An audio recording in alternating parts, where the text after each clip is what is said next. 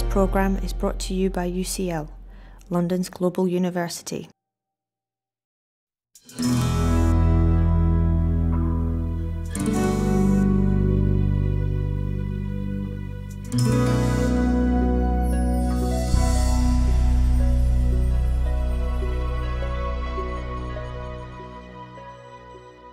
I'm Jill Furlong, Head of Special Collections and Archivist at UCL Library Services. I'm going to be introducing you to the Special Collections and how they are used in teaching, learning and research in UCL. Libraries are sometimes seen as dull places, where books stay closed on shelves gathering dust. But our Special Collections have a vibrant life of their own, playing a valued role in teaching and learning at UCL. They're a great collection of treasures, really, from the foundation of UCL from 1826, when the college was founded. Former professors and well-wishers who wanted to endow the library with material left rare books, manuscripts and their archives to the college, and the library, which was founded 3 years after the college in 1829, is the home where they're stored and cared for. Special collections are intrinsically valuable to the institution. They're fabulous heritage. They're used by researchers to understand the thought processes and the ideas which were going on 100 years ago or 200 years ago in the literature. They're used by students who can be inspired by some of the material which is in there, and also for them to understand, if you like, the history of the subject that they're studying.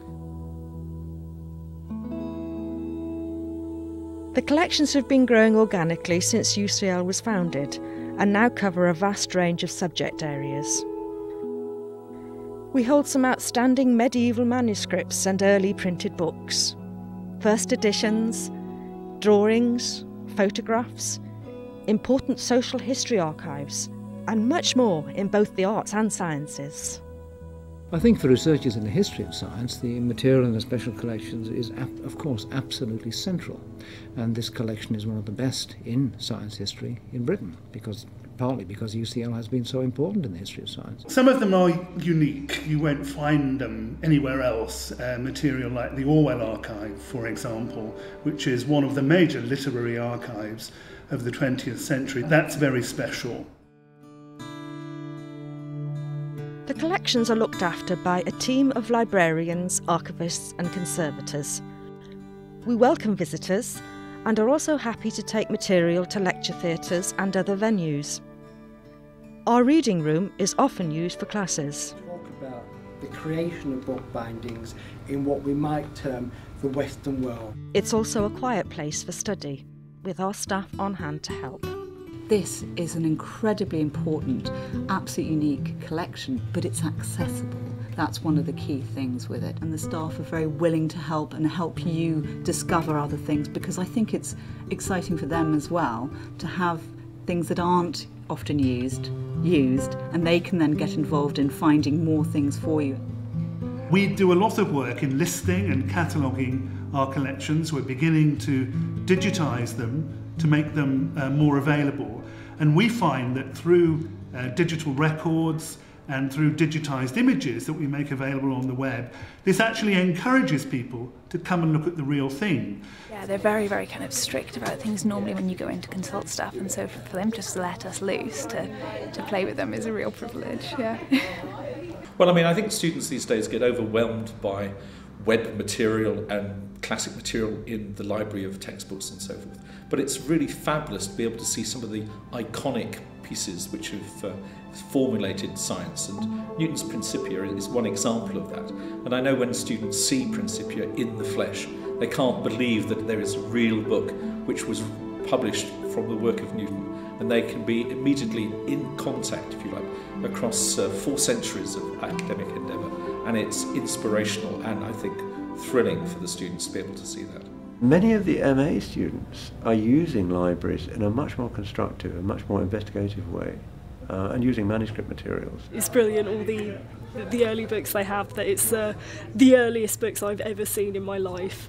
So I'm just loving it. People by actually being able to hold manuscripts, turn the pages themselves, can see them as being linked to their own activities, to their own reading, right up to the contemporary day. Here I had the opportunity to spend time with the experience of someone else, their actual touch upon a piece of paper, where I know this is how he has experienced looking at someone with an illness, really understood it, tried to explain, empathise and communicate that through these actual works. 20 years ago it would have been frowned on for the materials to be touched and to be handled unless it were for research.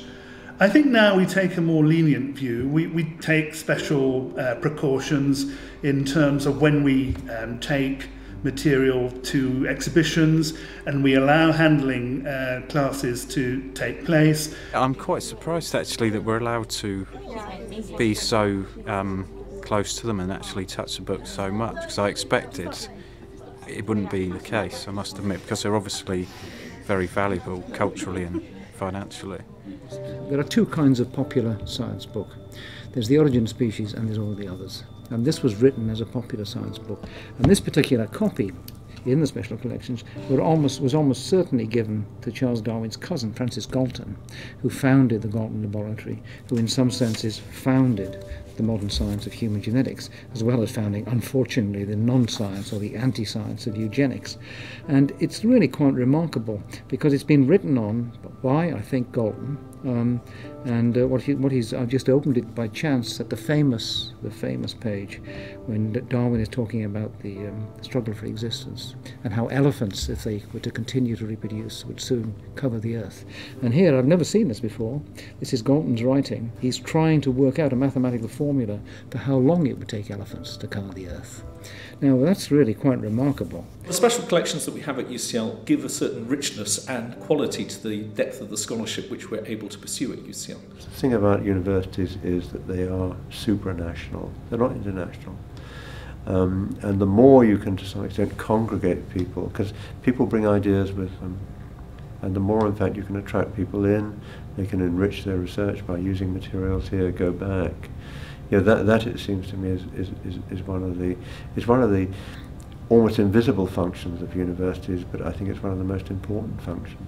Well, I mean, I think from the students' point of view and also from the staff's point of view, it's an inspiration and is so exciting to be in physical contact, or at least sometimes behind glass, with the historical documents which underpin our entire academic discipline. It's a fascinating collection. Its breadth is much wider than I expect it to be.